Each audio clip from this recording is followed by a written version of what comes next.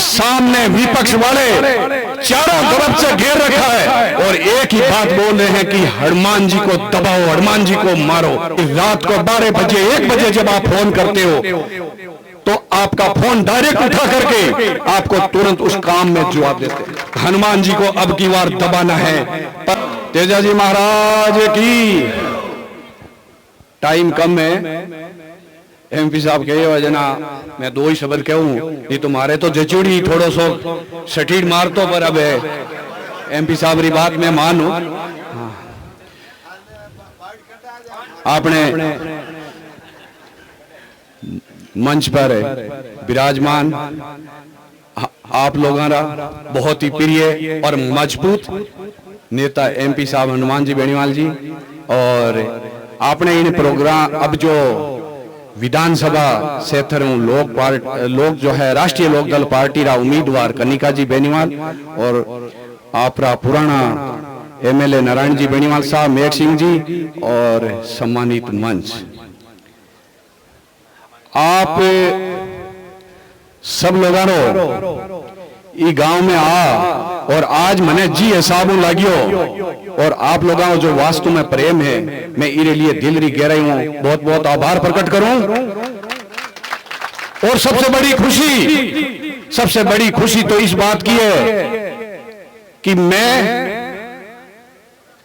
पुराना मेरा घर चेंज करके और आपके साथ आया, पर मेरे को इसमें कोई परायापन नहीं लग रहा, बहुत अपनापन लग रहा है, क्योंकि आप सबकी भावना ही।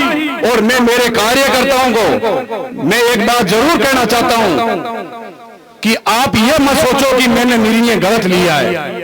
मैंने जो निर्णय लिया है आप लोगों की सहमति से लिया है और मेरे को आशा ही नहीं बल्कि पूर्ण विश्वास है कि आप लोग इस पूरे जो है चुनाव के अंदर आप तन मन धन से कंधा मिला करके अपने राष्ट्रीय लोकदल पार्टी का उम्मीदवार कनिका जी बेनीवाल को आप ज्यादा से ज्यादा समर्थन देकर के विजय बनाए। और मैं एक बात जरूर कहूंगा कि सामने विपक्ष वाले चारों तरफ से घेर रखा है और एक ही बात बोल रहे हैं कि हनुमान जी को दबाओ, हनुमान जी को मारो। अरे क्या हनुमान जी को मारोगे जब खींवसर की जनता तारने वाली है, आपके मारने की क्या औकात है? आप लोगों को सोचना चाहिए कि आप पूरे हिंदुस्तान राजस्थान में ही नहीं पूरे हिंदुस्तान के अंदर यदि किसान जाति की बात उठाता है या किसी भी दलित की वर्ग की बात उठाता है तो वह है हनुमान जी बेनीवाल। और आप लोगों का जो ये मजबूत स्तंभ जो आपने पिछले 15-20 साल में खड़ा किया है, इस स्तंभ को उखड़ने मत देना भाई साहब। मैं तो आप लोगों से मेरा यही अनुरोध है, क्योंकि ऐसे मजबूत स्तंभ कई पीढ़ियां जाने के बाद में मिलती है और अपन खींवसर की जनता बड़े तकदीर वाली है कि हमें इतने मजबूत हनुमान जी बेनीवाल साहब जैसे दिग्गज लीडर मिले।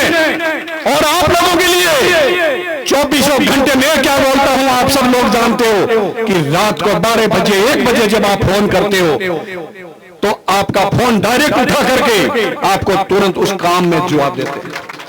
आप बहुत बड़े बदकिस्मत वाले हैं। और ऐसे दिग्गज नेता के लिए ये बाहर के लोग कुछ भी बोलते रहेंगे, कोई नशे की बातें करेंगे। अरे बेनीवाल जी ने कभी किसी के नशे की बात नहीं की और आप खुद जानते हो कि मैं विपक्ष में था, फिर भी मेरे कई जगह भाषण हुआ है, कई मीडिया ने मेरे से पूछा है। आपने कभी भी ये नहीं सुना होगा कि बेनीवाल जी के काम को मैंने कभी नहीं नकारा, क्योंकि मुझे पता था कि किसानों के असली मसीहा नेता हनुमान जी बेनीवाल है। पार्टी अलग हो सकती है, विचार अलग हो सकते हैं, पर ऐसे दिग्गज नेता के लिए हमारा दायित्व बनता है कि जब भी कोई आज सत्ता थी भारतीय जनता पार्टी की, मैं उसके अंदर हमारा परिवार 27-28 साल से जुड़ा हुआ था, उसको छोड़ करके मैं इसीलिए आया क्योंकि पूरी ताकत एक ही दिमाग के अंदर ठान ली कि हनुमान जी को अब की बार दबाना है। पर भाई साहब आप सब लोगों का भरोसा होना चाहिए, मजबूती होनी चाहिए। आप अपने दिग्गज नेता को मत खोना।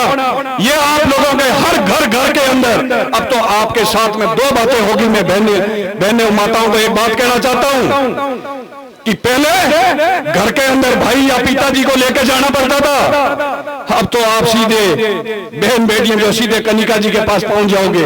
कितने किस्मत वाले हैं हम, ये बात मत भूलना माता और बहनों और भाइयों। आप तो पहले ही नेताजी का आपका बहुत आप लोगों के साथ में। और जो ये लोगों ने जातिवादी की ये फालतू की बातें कर रखी है, 36 कौम के लीडर हैं नेताजी, 36 कौम के। आज जो वर्ग जिस वर्ग को हम कई दिनों से जिस वर्ग के साथ में और 36 कौम के साथ हम जुड़े हुए थे, उन लोगों ने हमें पूरा दबाने की कोशिश की। और आज मैं उस वर्ग के लोगों को भी जो मेरे को हमेशा कहते हैं कि हम आपको दिल से चाहते हैं, मेरा हाथ जोड़ के निवेदन है कि आप ये मत सोचो कि मैं दूसरे घर में गया हूं। मैं दूसरे नहीं, जिस घर में आया हूं आपकी भी इज्जत होगी और मेरी भी इज्जत होगी और आपका कोई भी काम नहीं रुकेगा। ये इतना मैं विश्वास सभी कार्यकर्ताओं को दिलाना चाहता हूं। और जय हिंद, जय भारत।